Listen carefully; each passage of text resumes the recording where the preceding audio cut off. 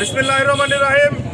আজকে রামাগাড়িতে বড়াইগ্রাম গুরদাসপুর 4-এর গণমানুষের নেতা আজিজ ভাইয়ের গণসংবর্ধনা ও সমবায় উপলক্ষে আহমেদপুরে কামাল চাচার নেতৃত্বে ছাত্রদল, যুবদল, স্বেচ্ছাসেবক দল, শ্রমিক দল সহ সকলের নেতৃত্বে আমরা ঐক্যবদ্ধভাবে মৎস্যজীবী দল সহ সকল সংগঠনের নেতৃত্বে ঐক্যবদ্ধভাবে আমরা রামাগাড়ির সংবর্ধনা সমাবেশ সফল করার উদ্দেশ্যে রওনা দিচ্ছি।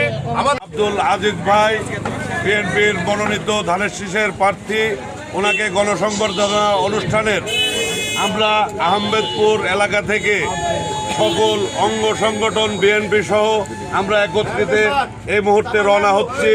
আপনারা সকলে এই প্রোগ্রামকে সফল করার জন্য সবান্ধবে আমন্ত্রিত।